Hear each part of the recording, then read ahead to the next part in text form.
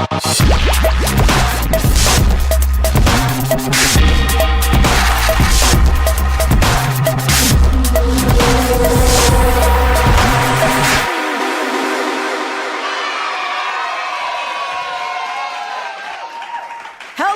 and happy Saturday night. Welcome to All the Things. This is the show where we talk about all the things related to God, the Bible, and real life. I am Krista Bontrager, also known as Theology Mom. And I was gone last week visiting my friend in Texas. And Monique had to do the show by herself. And this week, Monique's gone. So now I have to do the show by myself. But I have a very awesome guest. And we will hear from Monique at the end of the show. We have a short segment to play for you with her and I. So don't fear, she will be here. And we are live tonight. I want to say thank you to our moderators, Sylvia and Alicia, for helping us out tonight on the stream. So I see Jen's there too. Okay, great. So make sure to say hello to us. Make sure to hit the thumbs up. We really need you to interact with things. The more that you interact with the show, that helps boost the algorithms. And so you want to be doing that. It's just a free and great way to be able to support the show. Also, make sure that you are subscribed to the digital newsletter for All the Things. You can just go to allthethingshow.com and subscribe to the newsletter, and then you'll receive an update, always knowing what's coming up on the show, when we're going to be live, all that fun stuff. Now, I have a big announcement, and we'll probably continue to announce this, but we just found out yesterday, our friend Natasha Crane texted us later in the day and said, hey, did you know that your book is now on pre-sale on Amazon? And we said, no, we had no idea. So Bob just pulled it up. There it is, with the new cover from Harvest House, Walking in Unity, Biblical Answers to Questions on Race and Racism. Now, here's what we need you to do. Y'all, it is coming out October 15th from Harvest House. What we need you to do is go pre-order it. I know a lot of you pre-ordered the previous version from Salem, and all of those orders got canceled, and Salem was in some issues, and so Harvest House picked up the book. So we need you to do those pre-orders again, and you will get the book when it drops in mid-October. But it's really, really helpful when we have pre-orders because it lets the publisher know, it lets the algorithms know, it lets Amazon know that you like this kind of content and that you want to put your money into investing in content that is of a more biblically faithful, conservative, whatever you want to call it, perspective. And when the whole world is kind of tilting progressive, we can't just sit by and complain. We have to be willing to support alternatives. And part of that, a big part of that, is participating in the economic system and putting up money. And that is just how things work in the real world. So we want to invite you to go to Amazon right now, go pre-order the book. And if you are watching this on replay, please continue to comment and like the stream wherever you're watching it, and pre-order the book as well. Okay, our topic for tonight, the big question is, are we at the start of World War III? Are we on the brink? Has it already started? Lots of chatter this week on Twitter with World War III talk. And so I know that a lot of you are not on social media anymore because you're like, I can't with the crazy. I don't speak this version of crazy. I don't want to participate in all of the depressing news. Okay. So Monique and I do the hard work. So you don't have to. We read all the depressing stuff and kind of sift through it and decide like, hey, I think this is a conversation people probably should want to have a take on and be a little bit informed about. So we're going to talk about this topic. Last fall, we did a series of discussions that were triggered by the war in Israel that started on October 7th. We had our friend Kevin Briggins on to do a family meeting over on the Center for Biblical Unity. YouTube. And that was a great conversation. We got a lot of awesome feedback about that discussion. Then I went on my Theology Mom channel to do some additional teachings on how to think about Judaism, the relationship between Jews and Israel, and also did a 3-part series on the history of Israel. Because if you're going to understand the Palestinians and the conflict between Gaza and Israel, you're going to have to understand some history. And so I kind of did a little bit of a crash course there on the history of Israel. I have in the pipeline a podcast with my friend Callie Mitchell, where we're going to be doing a deep dive into the term anti-Semitism and the whole Christ is King controversy. So you want to make sure that you are signed up for our digital newsletter so you won't miss out on that content. But I have all of the present teachings gathered on the Theology Mom YouTube channel. You can just go to Theology Mom on YouTube, go to the playlist section. There's an entire playlist called Judaism, Israel, and the Middle East Conflict.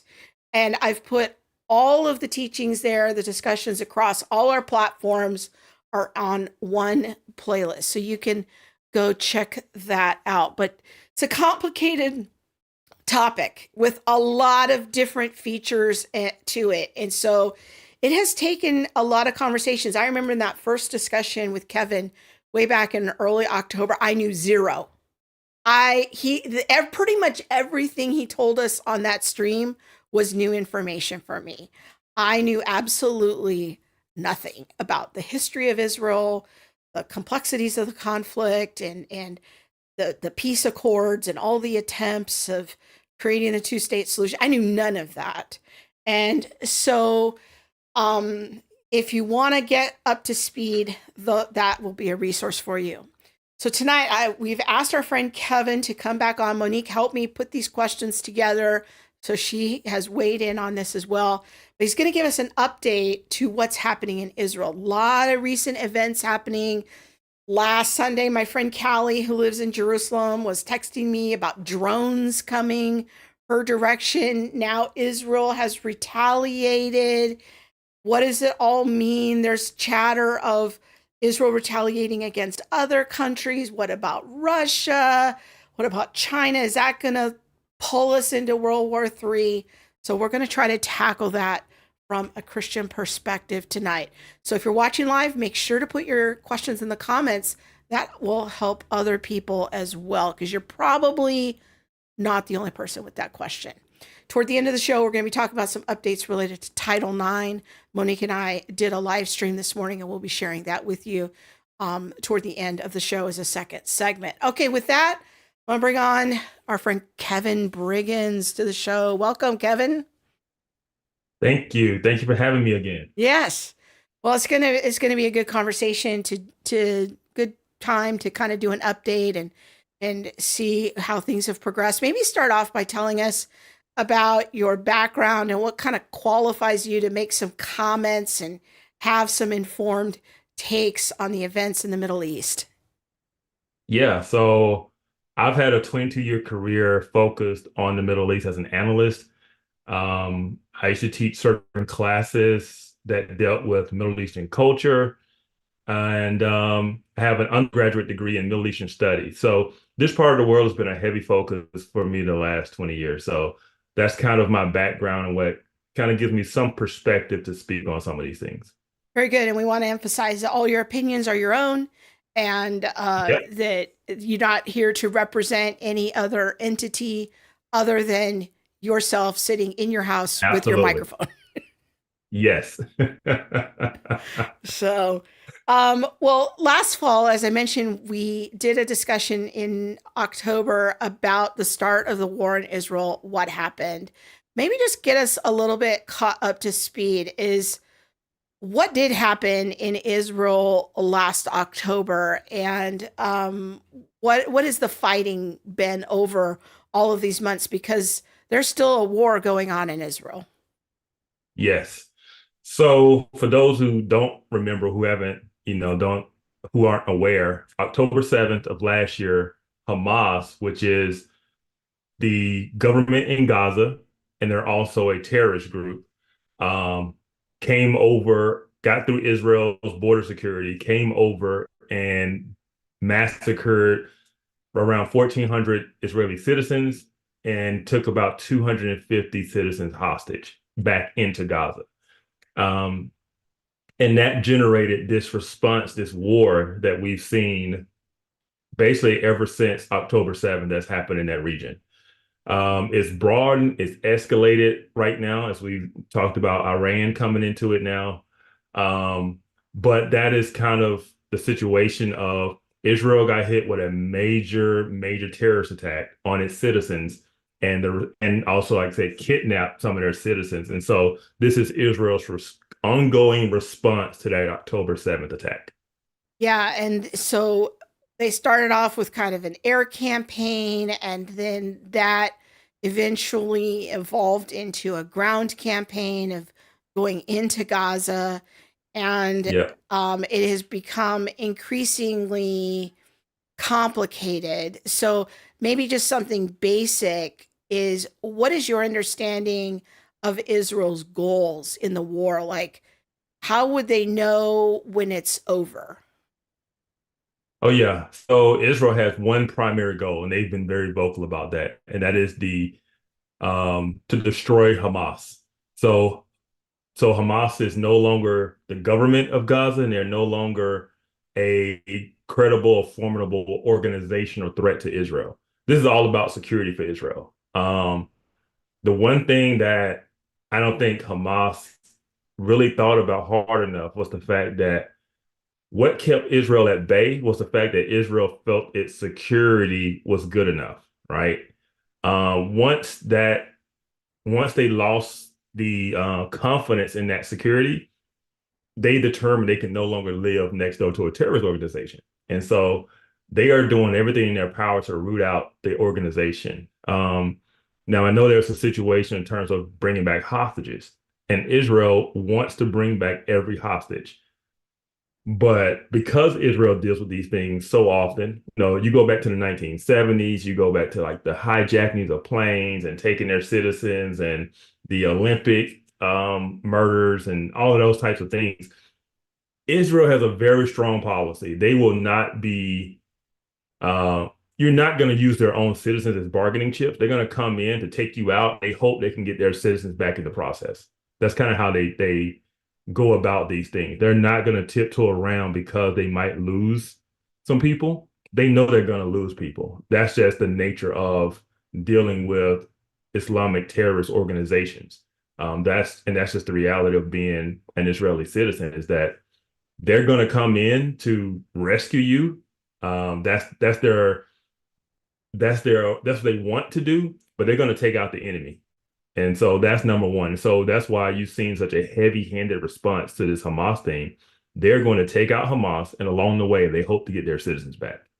I So, think it's important for people to understand that point, because there would be some that would maybe put the hostages first and yes, say, like, at all costs, we need to rescue these people and keep them alive. Now, early in the war, I think it was in November, they did pause the fighting, the bombing for 5 or 6 days, and were able to negotiate release of most of the women and children, from what I understand.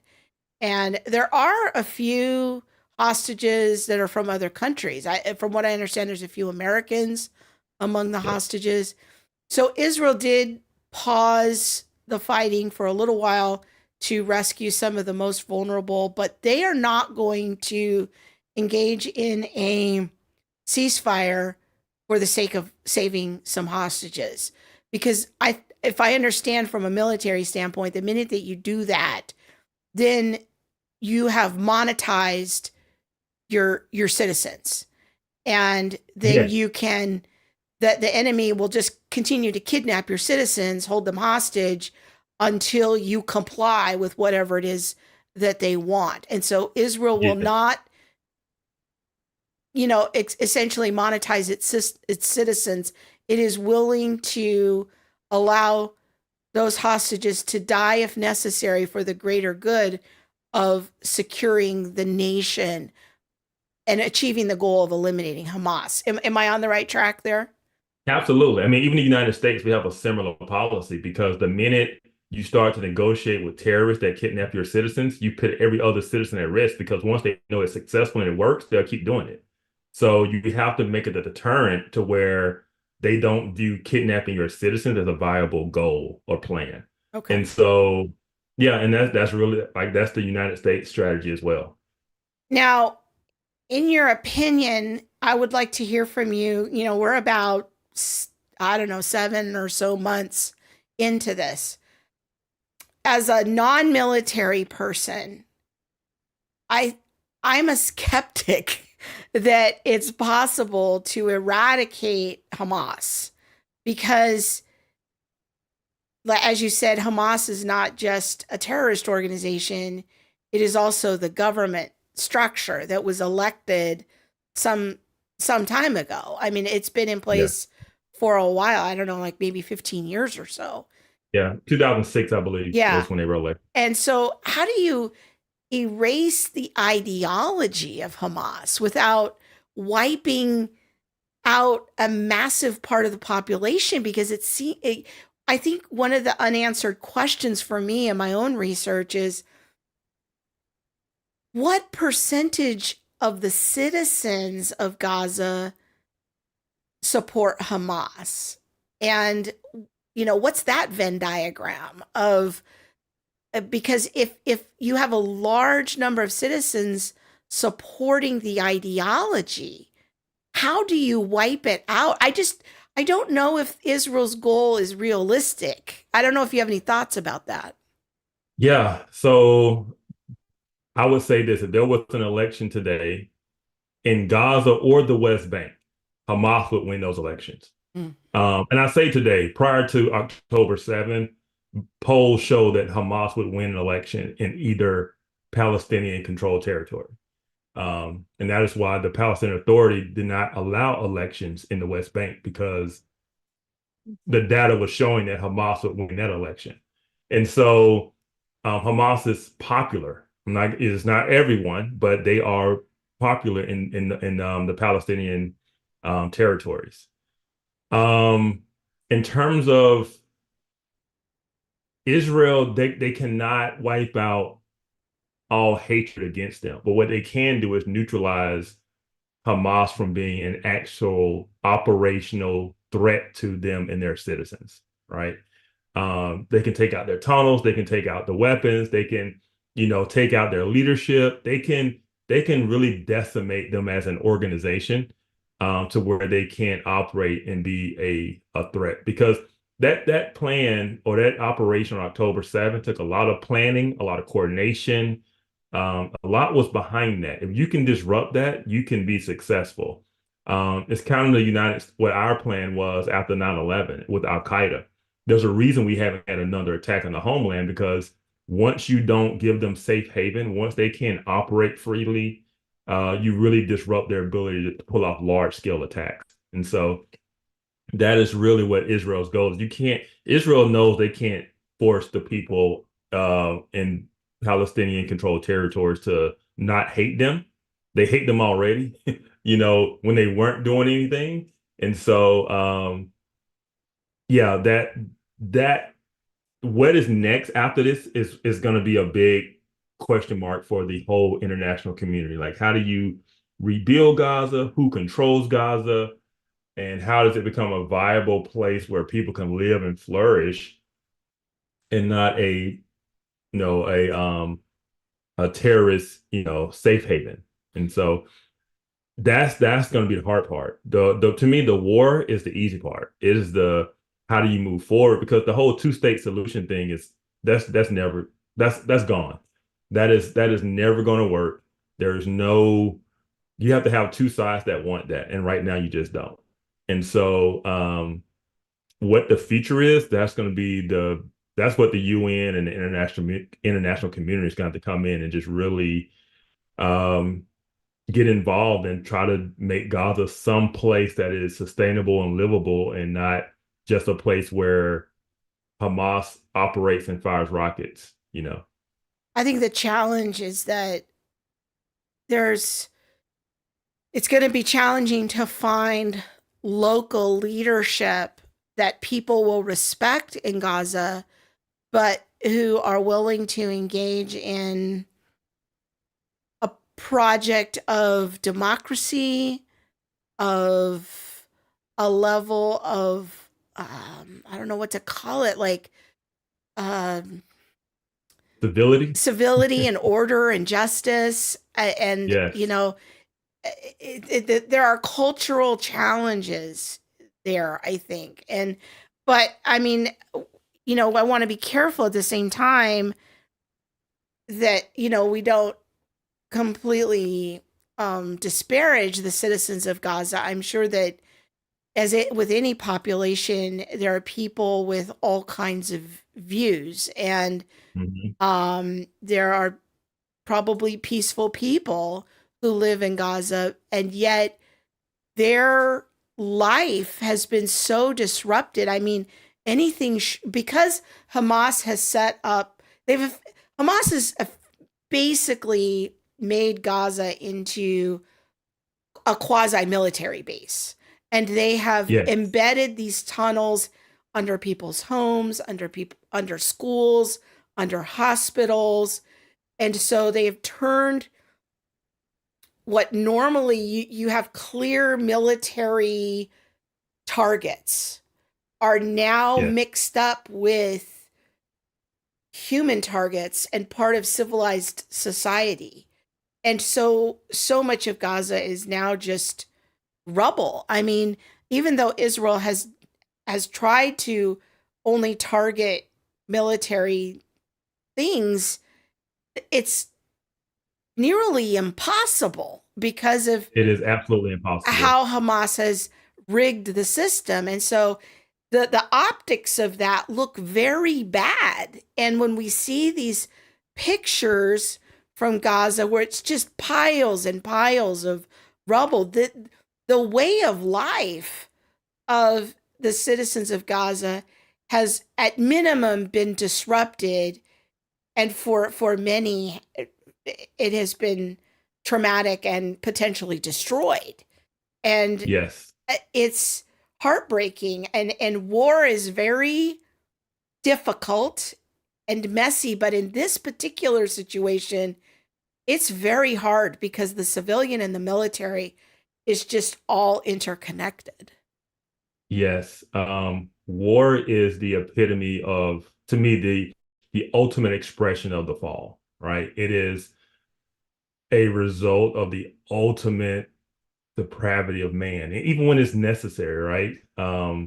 It just shows what we're capable of to each other. Like I say, even when it's necessary. Um, but yeah, you're right. It is, I mean, the United States went through it in Iraq and Afghanistan. Whenever you're fighting a non-conventional force, meaning that you're not fighting an army with tanks and airplanes and with uniforms on. You're fighting people wearing regular clothes that are carrying rifles. They're hiding, rockets and rocket launchers in schools and homes and mosques. And yeah, it's hard to target legitimate targets without it also being conflicted with civilian life. Um, but it's one of those things of you really don't have a choice because that's what they're giving you, but they're also doing it because at the end of the day, it is about propaganda, right? At the end of the day, they want you to hit that hospital. They want you to hit that school because they're going to have their people on Twitter tweeting out, "Oh, look what, Israel did." They're going to have, people in certain governments condemning the attack or the strike and all of these types of things, but they're not going to tell you that, well, that's where they had militants and they were firing from that school or that mosque or, and so The it's optics it's it's look really bad. just The optics look very the bad for optics look that. bad. And Yeah. and that's Israel's toughest challenge is winning the court of public opinion, right? Because this is all simply a game of propaganda because Hamas knows that's their only chance of survival is to make the propaganda and the optics look so bad that the international community and the gullible people around the world say, oh no, look at the poor, Palestinians, look what's happening. We got to call a ceasefire. Or, that's the only way they survive, is to make it look so bad to where the international community forces Israel to stop. What would be your Because brief argument against a ceasefire? Because there's been a lot of conversations. I don't know what your position is about a ceasefire. Do you see pros and cons to that? um, a ceasefire is really pointless. It has no end goal because that's not a solution to the war. It's simply a delay. You're simply delaying it.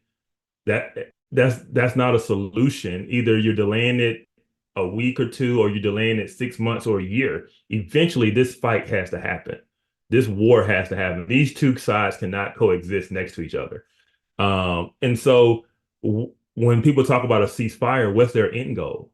Because I can tell you right now, October 6th is never going to happen again.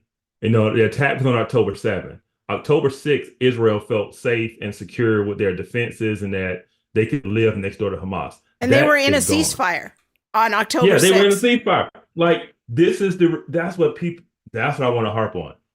Everything that is happening today is the result of Hamas's actions. There was peace. There was a ceasefire. Hamas is the one who attacked Israel, and not just attacked Israel, went after and murdered 1,400 civilians, men, women, children, in some of the most brutal ways possible, and then put it on social media, right? This is a very, very brutal group who doesn't. One thing in the West, because we have a Judeo-Christian kind of foundation and worldview, we can be very, sympathetic to suffering and all of these things. But one of the mistakes we often make is we think everybody is just like us, right? We don't understand that other parts of the world are different. In the Middle East, the only thing that is respected is strength. All right. That is why there are certain nations, because you mentioned about, democracy and things like that in Gaza. My first thought was democracy might not be the best thing. Sometimes a strong dictator that can keep the peace is the best thing. But that sounds very, so from a Western standpoint, that sounds crazy. But there are times where everyone isn't ready for democracy. Every, civilization, a country, a nation isn't ready for that.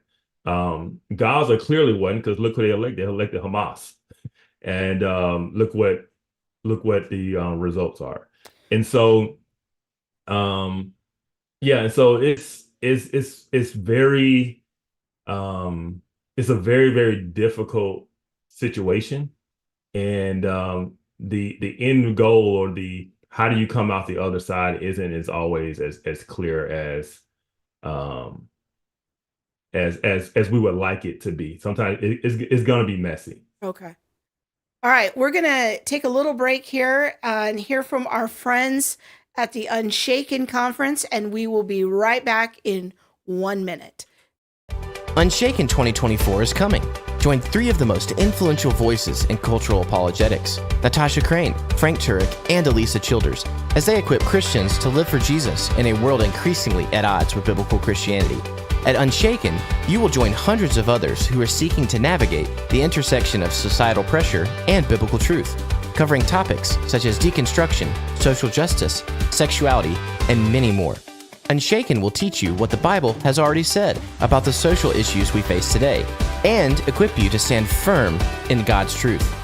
The Unshaken Conference will be visiting Pittsburgh, Pennsylvania, Buffalo, New York, and Austin, Texas in 2024. For details and tickets, visit unshakenconference.com and use code FRIEND20 to get 20% off your ticket price. Join us this year for an experience that will embolden and encourage your faith. That's code FRIEND20 at unshakenconference.com. We'll see you there. Okay, and we will be in Pittsburgh, which is the next Unshaken conference. So come by the table and see us. We would love to meet you. we haven't really done any events in Pittsburgh. So we're curious. Who's there? Who's in the family that's in the Pittsburgh area? Come out to the Unshaken Conference. It's just a one-day event. Bring your teenagers, bring your friends, bring your enemies, and enjoy some really great talks. Okay. I'm going to look through the comments. Oh, there's a lot of comments on YouTube. Awesome. I'm going to look through those. I want to ask you, Kevin. All right, let's start turning our attention to what's been happening in the last week. I heard that Iran sent like 100 or so drones toward Israel. I don't think I even really understand what a drone is, but has Iran been involved all along? Was this out of the blue? Set some context for that event for me. Yeah. So one thing people need to understand is that from October 7th to the day, this has been a war between Israel and Iran. Iran, funded, planned, helped coordinate that October 7th attack. So what Iran does, they have what we call proxy groups. They have these terrorist groups that they support, and they act on behalf of Iran. They provide them with weapons, they provide them with training, and they give them orders on like what to do and what to attack. And so you have Hamas over in Gaza, you have Hezbollah in Lebanon and Syria and Iraq. You have the Houthis in Yemen, and all of these are just Iranian proxy groups that they control. And so when you hear about Saudi Arabia fighting the Houthis in Yemen, that is Saudi Arabia fighting Iran, right? And so Iran controls these groups, and it's almost a way for Iran to kind of say their hands are off, but at the same time, they're the ones who are orchestrating everything. So Saudi Arabia then isn't at war with Israel. It's the Houthis who are financed by Iran who are then trying to bomb Israel. Is that what you're saying? Yeah. Okay. Yeah, absolutely. So one thing we got, it's complicated because you got to remember when people think, okay, well, everybody in the Middle East hates Israel. Well, it might be true to a degree, but Israel has had better relations. You had the Abraham Accords and things like that. But you also can't forget the Sunni Shia divide, right? Iran is the Shias, right? Shia Islam. Almost every other nation in the Middle East are Sunnis, right? And so, so Saudi Arabia, for instance, that's Sunni. And so Jordan is Sunni. And so, yeah, there's so those countries themselves have conflict with Iran. It's almost like a three-way relationship kind of deal going on here of who's friends with who. Okay. And or who do you not like more? That's almost how it is today. But yeah, and so Iran has been involved with this from the beginning. When you look at what's happening in Syria, when you look at what's happening in Yemen, when you look at what's happening in Lebanon, Gaza, it's all Iran. And that's why even the United States told Iran, hey, if we get attacked by one of these groups, we're going to blame you because we know they're the ones that are behind it, right? So if the Houthis off the coast of Yemen strike one of our ships, we're not just going to respond and hit this little group. No, we're going to blame Iran for it. Okay. Because they're the ones who are financing it. They're the ones who are giving orders. And so to tie this all to what's currently happening, that is why Israel struck the target they did in Syria, which was the Iranian consulate, right? So the IRGC, the Islamic Revolutionary Guard Corps, that is Iran's elite military force, but they're also the ones, they're kind of like, they handle all of these groups and give them money and training and orders, right? And so Israel struck the Iranian consulate in Syria and killed 3 or 4 high-ranking IRGC officers. And that's why Iran, for the first time, did not hide behind their proxies and actually tried to strike Israel directly. because they knew they had to some degree, to save face. Um, and the number wasn't 100. It was actually they fired over like 300 drones, ballistic missiles, and cruise missiles. Okay. Um, and so yeah, it was actually 300 total that they fired at Israel. And between Israel and the United States, 99% of those were shot down.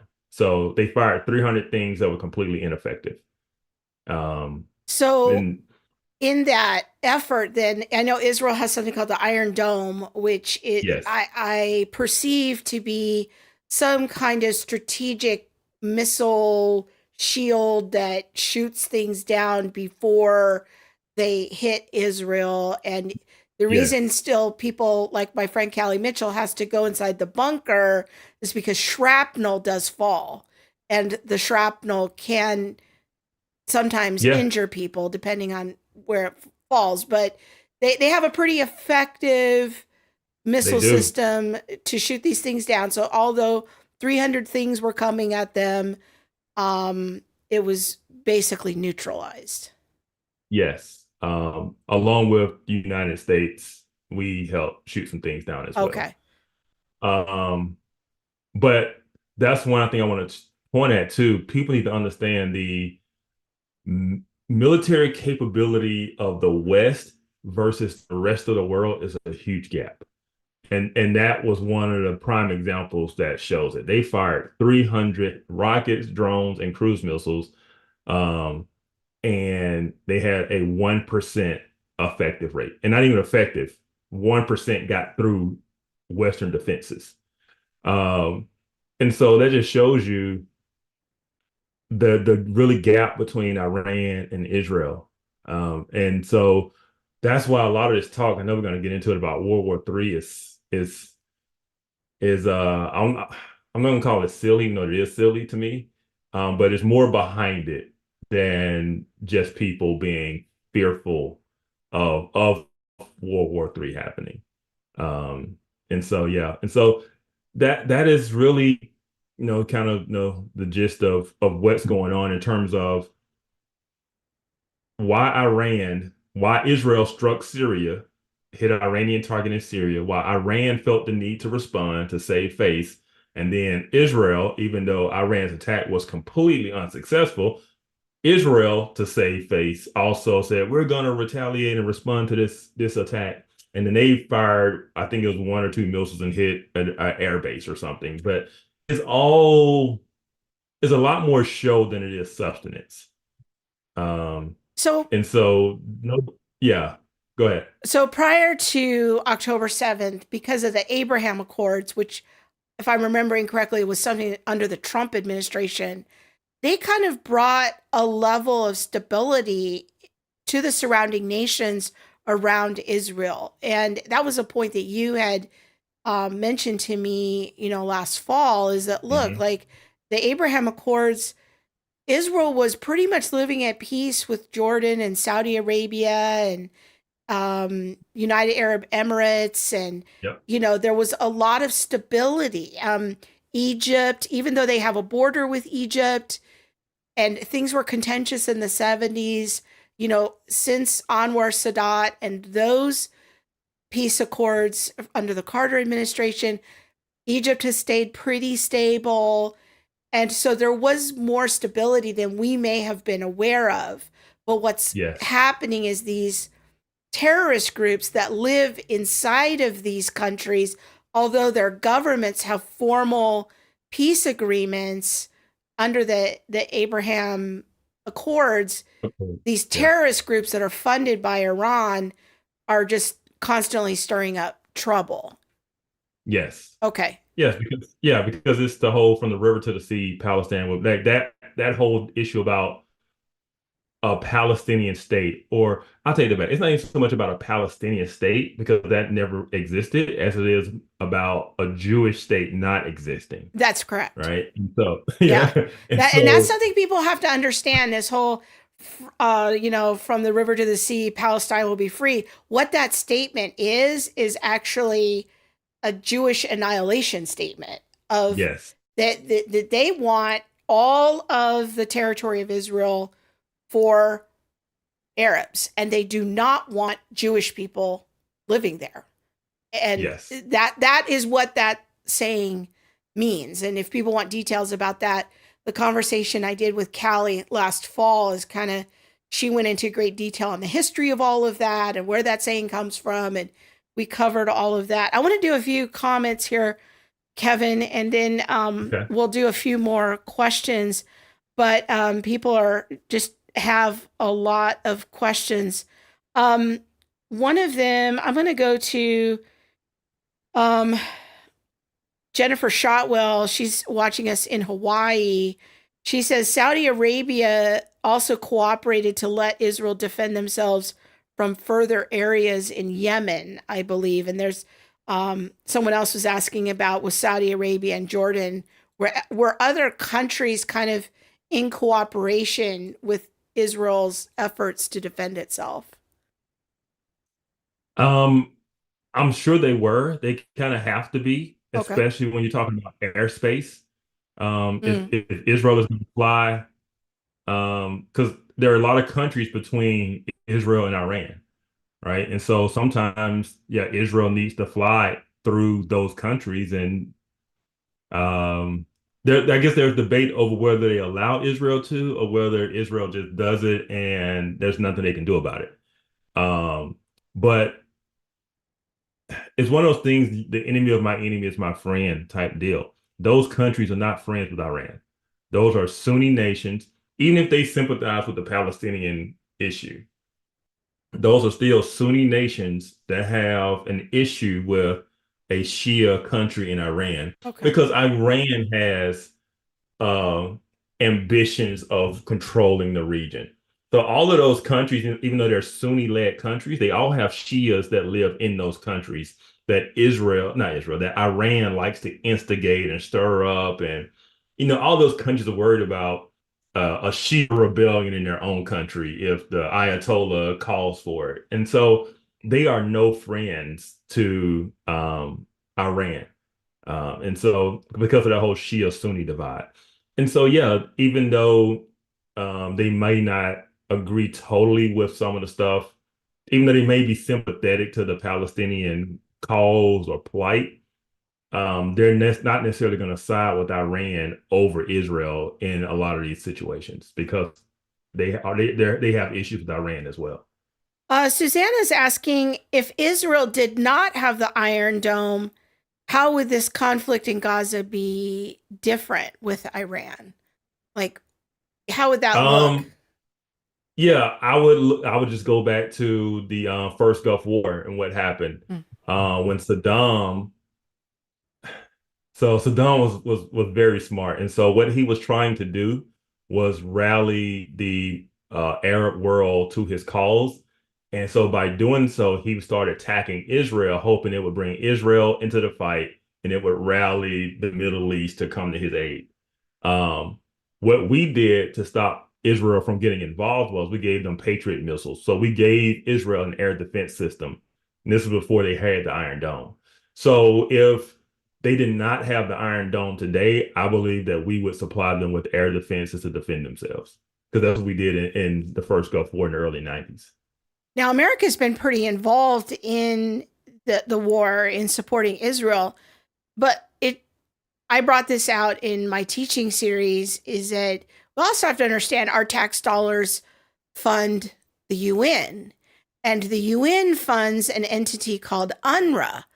And UNRWA is, well, allegedly, it runs schools and humanitarian aid in Gaza, but there's a lot of Kevin's doing air quotes around the word allegedly, because there's a lot of conversation, shall we say, about UNRWA's questionable activities and who they employ that seem to be fairly sympathetic to Hamas and sometimes adjacent to Hamas.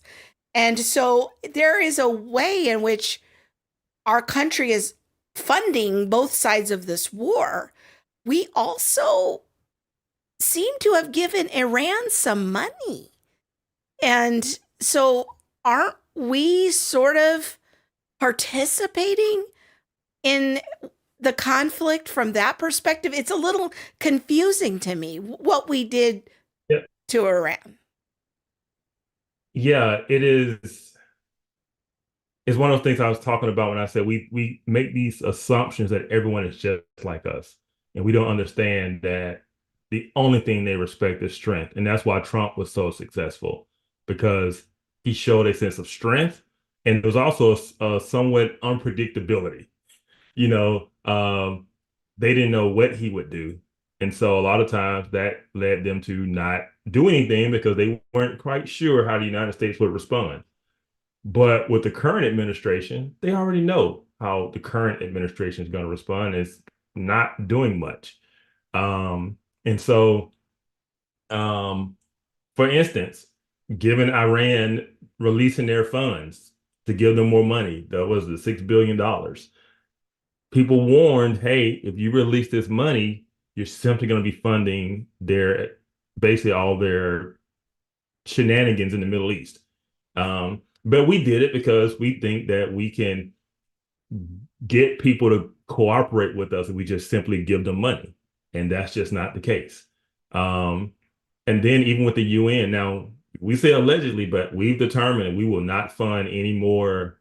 UNRWA is not getting any more UN funding. They've temporarily suspended that. That's correct. Yes. But that wasn't until because, well after the war started. Yeah, when it finally came out of what they were actually doing. And so, yeah, it to a degree, because we're naive, because of a lot of times it's the very left and progressive of us that are sympathetic to all of these causes. You end up with people who, want to be humanitarian, and they have this heartfelt need for, the people of Gaza. And they go in there and they end up siding with groups like Hamas because they think they think they're freedom fighters, right? We talked about last time the way BLM and all these other organizations were supporting Hamas, not just Palestinians, they were actually supporting Hamas. And so once we understand that, I'm not surprised that there are organizations that claim to be humanitarian, but are really helping to aid a group like Hamas, who they view as freedom fighters against oppression. Yeah. And so, so at the end of the day, indirectly or unintentionally, yes, we are somewhat guilty of funding both sides of this. So let's get back into the World War III question, because some of the chatter I've been seeing on Twitter this past week, especially with the attack of the drones toward Israel and then Israel's retaliation. People are commenting this is World War III and Russia's going to get drawn in. China could potentially be drawn in. And I saw a comment that you made on Twitter, and this is what gave me the idea of the show. You said, please stop. Please stop with the World War III I didn't talk. know you saw that. Yeah. And I was like, oh, I got to talk to Kevin, to find out, why he's saying this. Because if I read all the tweets on social media, the world is ending next week. The dispensationalists are predicting the rapture, and we're going to have the whole thing just kind of wrapped up very soon. Yes. So even conservative political commentators that I respect and like and follow have been getting on my nerves with this World War III thing. This is what I will say, and I'll say it's more behind it. The calls, all of these people saying this is going to be World War III, is the exact opposite or the same side of the different side of the same coin of the people who keep shouting about genocide, right? They're both intended to shape public opinion a certain way, right? There's no genocide happening in Gaza. Nobody actually believes that, right? But you say genocide because you're trying to sway public opinion. You're trying to get people's attention. You're trying to make it sound extreme. I think that's what you're saying. Yeah. Okay. Yes. The same thing with the World War III stuff. The reason people are saying that because they're trying to sway public opinion against U.S. action, right? The Candace Owens of the world. They're the isolationists. We don't want to give any more money. We don't want to be involved in anything else. So we're going to say things like World War III to shape public opinion, so everybody be against this, right? Knowing next time somebody says World War III, ask who's the other side, right? If you got all the Western powers involved, what force is on the other side that can make this a World War III? All right. So you say Russia. Russia is needing Iran's help to help fight against Ukraine. They can't even defeat Ukraine. You think they want to fight the Western powers? No, they really don't. China has their own agenda. China's not giving up or going to war to save Iran. They don't have that type of relationship. And China has their own goals, and they're not going to jeopardize their own goals and plans for Iran and Israel. They don't care. I mean, they'll put out a statement saying, and that's the thing too. Russia and China have put out statements, basically trying to get both sides to have cooler heads and let's, not escalate this. Nobody wants this in terms of a expanded war or conflict. And yeah, China has their own goals. China is a very they have their eyes on the prize of what they want, and they're not going to jeopardize their goals, and that means getting a war with the United States over Iran. And so there really is no other power or side out there to come to Iran's aid that can start a world war. There's just not two sides like there were in the 1930s and 40s. There's no Germany, there's no Italy, there's no axis of evil there. And from a military standpoint, and that's why I pointed out that Iran firing 300 drones, missiles, and cruise missiles, and 99% of it failed and got shot down. That is the difference in military capability between the West and everybody else to a degree. When you think about if you put Iran on the same level as Iraq, in the first Gulf War, Iraq had the fourth largest army in the world. Baghdad was the most heavily air defense city in the entire world, and we took them out in 3 weeks, right? Same thing with the second Gulf War, Iraq War, where we went in there. Like, there is such a gap in capability that there just really is no threat for a world war. The only two nations that have, somewhat similar capabilities is Russia and China. But like I said, Russia is having their own issues in Ukraine, and China just has their own agenda. There is no formidable agenda that draws all of them together that can lead to a world war. Nobody wants that. So you feel your sense of it is a little bit more optimistic, because the stuff that I'm reading on social media, I mean, it's pretty doom and gloom. You're helping me feel a little bit better. It is doom and gloom, but nobody can paint the picture of how we get there. Okay. Right? How do we get there? And there's not a whole lot of road maps to get there. And even with this Iran-Israel thing, it's very tit for tat, right? They're not mobilizing to go to war with each other. It is a lot of rhetoric. It is a lot of saving face. It's a game. It is a game of public opinion. Everybody wants to look strong for their people. And, the evil Zionists will pay. Oh, the evil, Iran. It's a lot of rhetoric. It's strong words. Yeah, it's just rhetoric. That's all it is. Okay. Well, let me ask you this question, because I think that, you mentioned Candace Owens. She was on Tucker Carlson recently. I think that there is a division that's happening currently among conservatives of how involved should we be in wars overseas, and a lot of talk about the military industrial complex, lots of talk about certain businesses that benefit from us being in a constant state of war because they provide military supplies and meals and that sort of thing. And,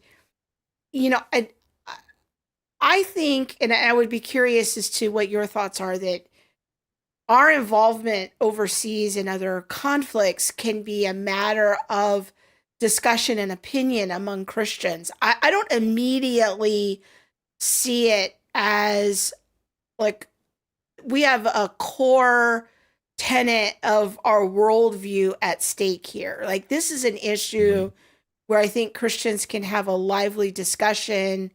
I don't think we should part company necessarily with one another about the degrees to which we are involved in overseas conflict. We can debate the wisdom of that or whether we can afford it, or hey, has anyone ever noticed the current deficit in our country or how we're printing all of this pretend money? Like we can debate all of those things, but I think that it's not something that should be.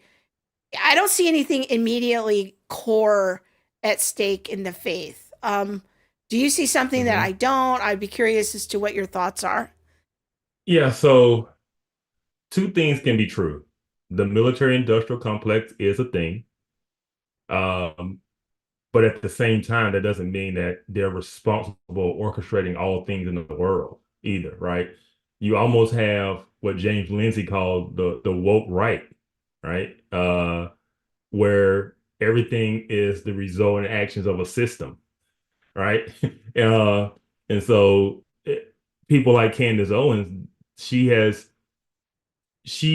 starting from a standpoint of this is the result of the military industrial complex, just because, yeah, money will be involved, they will benefit, but she's therefore concluded that then therefore all of this stuff is just happening because of the military industrial complex, even though she has nothing to back that up with. And so, yeah, I think what we're dealing with is the woke right, because everything is simply a conspiracy theory that is being controlled by a larger system, right? And so I don't see anything from a Christian standpoint. I mean, you have to judge everything in its own context. Like this war with between Israel and Hamas, that has nothing to do with anything else, right? And so you have to judge that by its own merit. Same thing with Ukraine and Russia. But a lot of it too is some of it is reactionary to globalism, right? This hardcore to not just America first, but America only type mindset. It is it's basically a overcorrection to globalism and the World Economic Forum and all of those things, World Health Organization. But at the same time, you have basically these two sides that are, I say it's an overcorrection to globalism. And people have, they're starting from the standpoint of, I don't want to be involved in anything. And then that is shaping how they're viewing these conflicts. They're not coming at it from an objective standpoint. They're coming from the end point that they want, which is we're not involved. And then they're drawing their conclusions and their rhetoric and their takes based off of that. And that's why Ben Shapiro was so upset with Candace, because she wasn't coming at this honestly. She was coming at this from a standpoint of trying to sway public opinion for us not to be involved. Tucker Carlson did the same thing, right? And so they're not coming at it from an honest perspective. But like I said, from a Christian standpoint, we have to judge each conflict on its own merit. And I think you look at Israel, they got attacked, they're responding, they have a right to respond and defend themselves. War's ugly. War was never meant to be public, first of all. I mean, that's what makes it so tough is social media and news, 24-hour news and all these things makes what's like the ugliest part of humanity is now broadcast publicly. And I don't think that a lot of people know. I don't think a lot of people know how wicked humanity really is. And so when it's broadcast on social media, it's a little like, oh my, I don't know if maybe we shouldn't be doing this. But yet, in World War II, before social media, before the internet, things were highly curated and what they were showing the public and creating a narrative of winning and we're defeating the bad guys. But we were bombing we were not just bombing military bases. We were bombing a lot of things for the greater good of getting to the total surrender and defeat of the Nazis. And there were a lot of German civilians who died in that for the greater good. And nobody screamed genocide. Yeah. And so we have to understand that what we are seeing in this war, it is not normal for us to be kind of a voyeur on war. And I think that is influencing how people think about it. War is actually probably not as deadly now as it was in World War II, because we're near close. Yeah. And so, but we are shocked to hear of the destruction. And, people who are very sensitive have difficulty processing that. And so, but we have to really think carefully, and there's a lot of angles to this. Do you think, from your perspective, that America should be involved in this war? Do you see that it falls under the ideals of just war theory? And again, this is your opinion. This is something that Christians can debate, but I'm just curious as to what your thoughts are about that.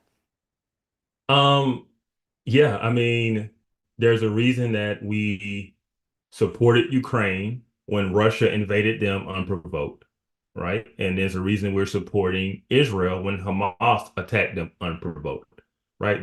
You have the right to defend yourself. And there are, from a United States standpoint, there are countries that we consider allies and friends that we will help support and defend. Whether that is directly or indirectly, like in Ukraine, where we're just giving them, weapons and support and all that type of stuff, or if it's like a NATO situation where we've actually got to go and fight in defense of someone. But that's the other part I was going to bring up too, about somewhat the naiveness of it. People don't understand geopolitics, right? They don't understand the life that we live here in the West and the life we live in the United States is largely because of our military presence around the world, right? It is largely because our Navy controls the seas and allows for free trade and free shipping to go through the Persian Gulf and the South China Sea and all of these places that are contentious. They are open for trade, and our economic strength comes from the fact that our military controls it. Also, our economic strength comes from the partnerships we make with other countries in terms of whether it's giving them aid or whether it's giving them weapons or whether it's being signed in defense treaties or trade agreements. We can't just, this idea that we can just pull everything back and at the same time, the United States maintains the same level of power and hegemony that it does in the world today. That's just, it can't exist. That's why, and it's not like, oh, everything will just go to like neutral. No, someone else will come in and fill the vacuum. Mm-hmm. That's why you have China building bases in Africa and South America and all of these other places, because they're trying to exert their influence in these places. Right. And so, yeah, it's not like it just goes to zero and neutral. No, if the United States pull back, someone else will fill that power vacuum. That's just the way the world is, and you don't have to like it. But this idea that, and first, and this is where I'm getting my people on the right. I love us. I do. But we are acting like the left. We're acting as if the issues we have in our country is because we don't have enough money or because of the system. And if we just gave more money, we could solve all our own problems. We don't have a money issue in the United States. We don't. Nobody looks at the United States and says, man, we really got a lack of money coming in, right? Or if you look at the budget for the United States, what we call defense spending and even foreign aid is such a small sliver of the budget. To focus on this doesn't even touch the deficit. If that's what our real, concern is going to be, the national debt, you won't touch the national debt, then you're going to have to look at a lot more than national defense, which is like, a small sliver of the pie. It sounds like a big number, but it really isn't. The biggest part In of terms our budget, quite frankly, is social programs. And Yes, it's entitlement. It's yeah, Social Security, Medicare. Yeah, it's social programs, yeah. right? So And so they're focused on the wrong things in terms of if your concern is the national debt, $14 billion to Israel is a drop in the bucket. That's not even felt, right? Um, and so yeah, it's just not an educated position. It's just an emotional position. And so that is my issue with, people that I normally agree with is that they've approached this very irrationally and from an emotional standpoint and a very biased standpoint without thinking about what is the end result um of this. I give an example. Years ago, okay, real quick, when I got to one wrap. I got to do the yeah, go ahead. wrap. Okay, go ahead. No, go ahead with your All right. example. Oh yeah. But So this is why I mean it matters because a lot of this that the right is adopting is a lot of old libertarian type of thinking. So years ago, Ron Paul, when he's running for president, I liked him until he said one thing, and I realized he was completely ignorant on foreign policy. And this war right now is going to help you kind of understand why I was like, no, he's an idiot. Because he said, what's the big deal if Iran gets nuclear weapons? We have them. That is a completely ignorant statement. Like, and so put that today. Imagine if Iran had nuclear weapons today. So the fact that, and so it's just like this ignorance to the world and the way the real world actually works. And it's this ideology that is based in a libertarian, isolationist type of thinking that isn't rooted in anything that's real. And so, you go ahead and wrap. all right. Well, this has been a great conversation, Kevin. Thanks for doing this and coming on and kind of talking us through it. There's a lot of other military related topics that I'd love to talk about with you about, at some point in the future, after you've made some life transitions, and we'll visit some more of those questions. But thanks for coming on and doing this. Absolutely. I think that there's been a lot of good interaction. People have really appreciated what you've shared. So thanks a lot, man. We really appreciate your help and your service. Oh, before you go, I want you to talk about Off Code, because everywhere we go on the road, it is the most awesome podcast that nobody's ever heard of. And so talk about Off Code. It's been part of your lower third there on the screen all evening. Yeah. What is it about? Yeah, so Off Code is a podcast that Monique and I co-host together where we discuss issues of the Black community from a biblical worldview. And I say issues of the Black community, it is not just for the Black community. I mean, a lot of people listen to it and it answers a lot of their questions and things they were thinking about, but didn't know how to ask the questions or even know. Sometimes people didn't even know those things exist, and it's just very, very educational to them. And so, so we're in our third season, and it's really going great. I'm excited. We've added more episodes this year, so more frequent episodes.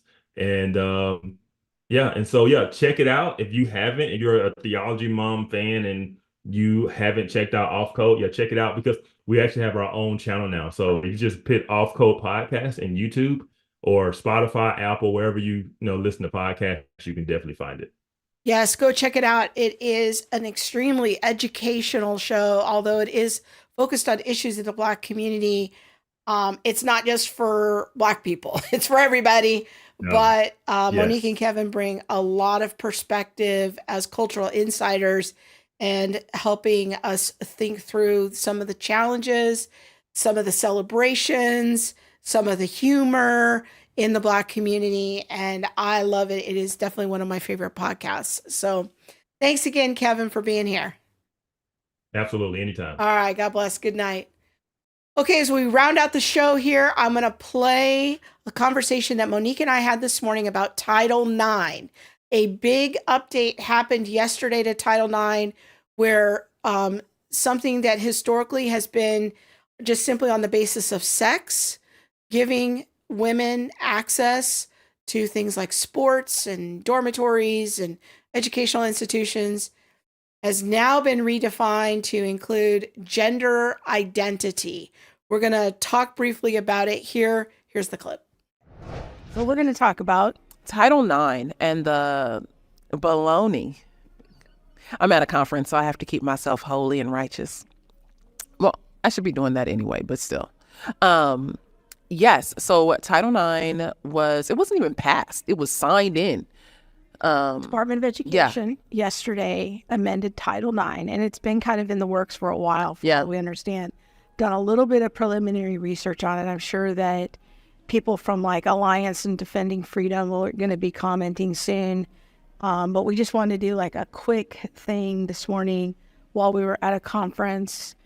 I made some posts about it on social media last night and just wanted to talk about it really quickly. So let's talk about what Title IX was before the changes came in. So Title IX was originally signed into law in the I want to say it was 72. I think that's correct. It was brought in through the Department of Education or into the Department of Education really to be able to protect the spaces of girls and not just girls, but it protected. It created safe spaces so that like a locker room or a sports team would be sex specific and sex safe, but it didn't just do that. It did so much more than that.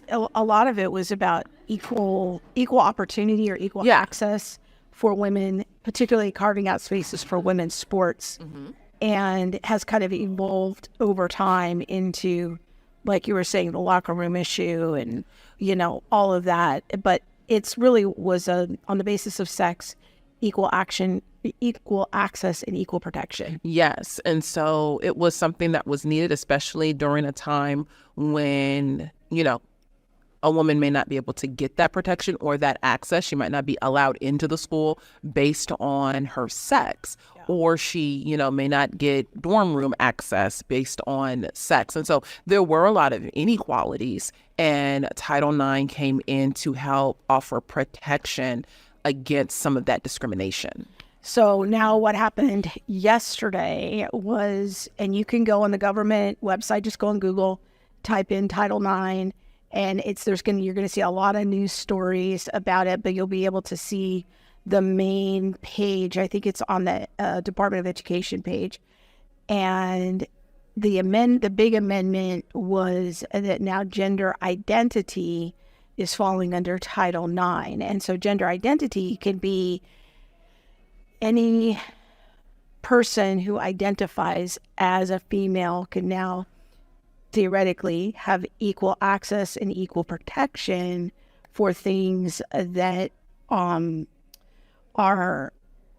formerly on the basis of sex. Now it's on the basis of sex and gender identity. Yes. Yeah. And so many people are upset because what does this mean for my kid's locker room? What does this mean for my kid's softball team? What does this mean for the bathrooms? How do schools and administrators plan to protect, especially girls, when they are, using the restroom or showering or, wanting to participate in a female-only sports team?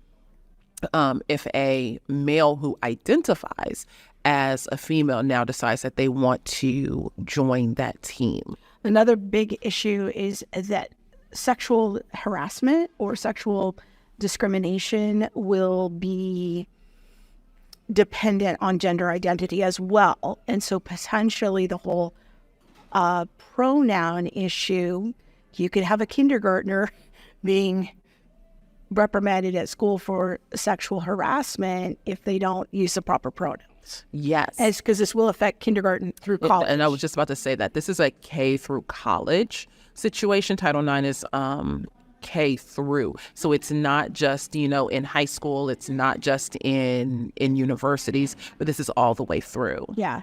I mean, like we have seen some of this in regards to race with kids in lower grades being punished for very silly things in like making comments.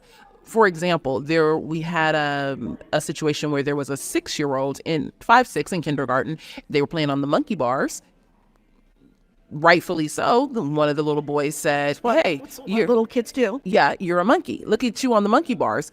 Unfortunately, this was a white kid to a black kid. The white kid got in trouble for, calling him a monkey, and now it's racist. If we aren't, careful and really having appropriate conversations with our kids, or, what do you say with pronouns and things like that, your child runs the risk of, well, he was a boy yesterday. I don't know. And the pronouns are getting a little bit more and more crazy. Now, somebody was asking on the stream, what about private institutions? This applies to those institutions, kindergarten through college, who receive federal funds. And so let's say college scholarships through federal programs, it would impact those institutions, even if they're private. It would impact a school that maybe is receiving federal money for a lunch program for low-income students. But what I think, and this is something that we'll need like our friends at the Alliance of Defending Freedom to speak into, is religious institutions, religious schools. According to the document I read yesterday from the Department of Education, I'm pretty sure it allows for religious exemptions, but I'm sure that will also eventually be tested in the courts. Yes, and there are specific organizations that are trying to usurp that right now. They are working in universities. They have plants in universities to be able to overturn a lot of that or to demand their rights. For example, you can look up Soul Force, SOUL Force, FORCE, I believe it's .org, or you can look up the REAP Project, the REAP Project. These are organizations that train and raise activist students to be able to go in and bring in queer ideology Into Christian institutions. Yes. Now, we featured both of those on a podcast recently with our friends from the Religious Freedom Institute. I think that podcast was back in February. People can go back on all the things and see that podcast. It's called something about when the woke come to your church or something like that. But, we're going to be tracking this and keep you informed. But we also did a podcast recently about what cost are you willing to pay for your job and counting that cost. And we really want Christians to be proactive. We want pastors to be thinking ahead of how they're going to support people in their congregation who work in public education. And yes, it won't come in and just say the change has not been implemented yet. It won't come in until I think August 1st. Yeah, that's a good point. Is that don't worry that like it's going to be implemented on Monday at your kid's school. It's not. It's August 1st. So be thinking ahead for the fall. But that's where we want Christians to be thinking ahead of what cost am I willing to pay? If you're working in public education, what are you going to do? And I think that it's important to be proactive, pastors, educators, and a lot of people are making comments of like, oh, I'm so glad I've already left public education. I'm so glad I'm not part of this. I'm so glad I pulled my kids out. Yeah, my challenge to you is, what would you say to those Christians who are still in public education? Mm-hmm. Because this is a federal law now that was not put into place by elected officials. It was put in by appointees in the Department of Education. And so what will we be doing to say a word of encouragement to those Christians who are still working in public education? If all this law, in my opinion, does seem designed to force whatever Christians remain in public education to leave. Oh, yeah, definitely. But if they all leave, where does that leave the children who are vulnerable? Yes, and that's my question. I would even take that a step further and say that it's not just to get those Christian teachers or Christian leaders outside of the school. What they want to do is remove Christianity and the Christian voice from the public discourse or from the public square overall. And I think this is just another step in that. What I think we missed or didn't pay enough attention to, and I was talking to you about this earlier today, is when a couple years ago that gay choir came out with this whole "we're coming for your kids." Hi, they're here. Like and then they wanted to play it off as like, oh, it's just a spoof. Don't take it so seriously. No. but they're coming kinda how for your it's pointed kids. out. Yes. Another thing that I was thinking about is that and this might be a little political, but the cowardly leaders will always sacrifice your children first. And this is what we're seeing in our nation is we have cowardly leadership and our children are the ones who are being sacrificed. If all the Christians flee public education, and we have said repeatedly, like, this is a two-front war for your kids in leaving the public school. Like, we get it. Like, we want churches to mobilize more and more educational options, especially for those who are low income and single parent families. Churches need to be thinking more creatively about how children can exit the public school system. But it is not our position that all Christians should exit the public school system as adults. If you're working there, you can still be salt and light. So I want to challenge Christians to try to stick it out, but have a game plan in place of what you will do if you're a leader, if you're a principal. How are you going to fight back? Maybe you need to start tuning into the Alliance of Defending Freedom or the Pacific Justice Institute, or these kinds of entities that offer legal help. Like, what can you do as a principal? What can you do as a teacher?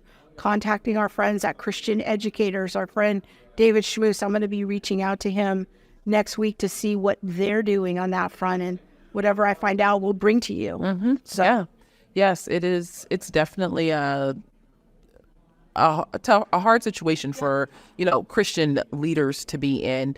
I would say parents, make sure if your kid is in public school, have conversations with them. What does it look like if they are now told, well, you need to be speaking or using my pronouns, whatever their pronouns are. Yeah. Future is saying, some Christians may feel like working in public schools is their mission field, and that's so important. Like, we do not have the position of telling Christians all Christians should exit public schools.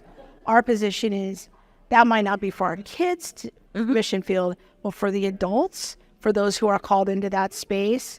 Be careful before opting out, because that salt and light could be important. Definitely. Yeah, definitely. What are the other comments? Laura says we need to be praying for our friends serving in a public school system to stand firm against the schemes of the enemy. Somebody's, talking about lawsuits, and I think, a lot of this will be arbitrated in the courts to try to be overturned. I hope so. I mean, I guess a part of me really wishes or was looking for people's statements as soon as, we knew that this was coming down the pike, or as soon as it was official and officially signed. Like, where was the church's, like, we disavow, or we stand firmly against this, or we will not comply? This is kind of where my heart was, is, where are the statement, these mega churches who have, all these kids who are in many of the public schools in their area? Where is your public stand and statement that says we will not comply? We do not support this. Or that we will invest resources in offering options for the kids in our congregation. Yes. And I just don't see a lot of organized conversation in our church leadership of how are we going to help our congregants. This is our time. Like, I feel like when the culture gets crazy, this is our time to shine. Like, oh, y'all got that new gender policy? Hey, because I got truth. I know what a human being is. I know how to define a human being. And so because I know how to define a human being, we're actually going to stay on the side of truth. But yeah, I don't know. I have some concerns. Yeah.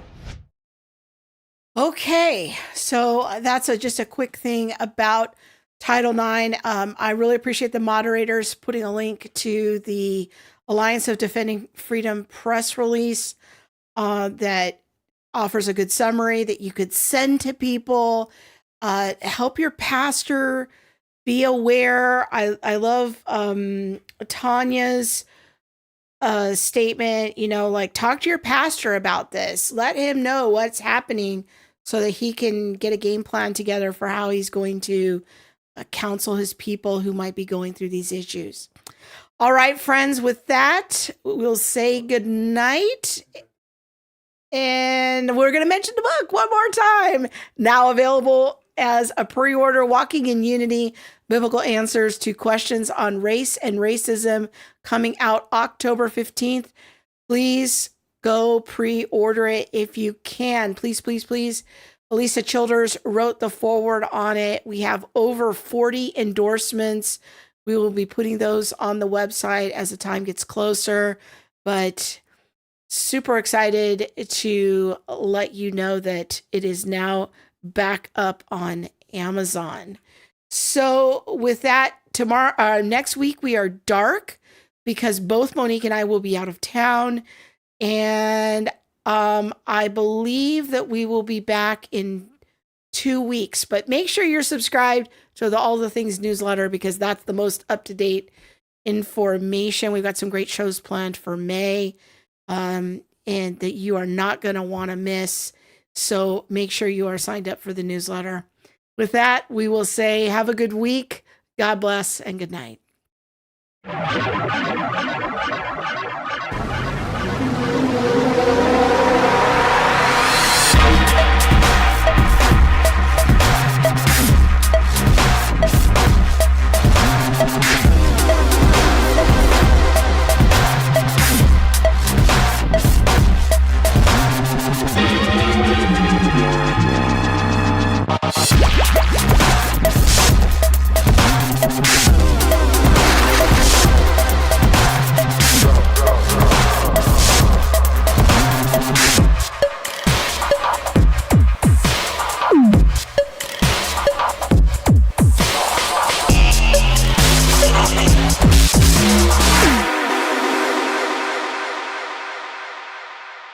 There's nothing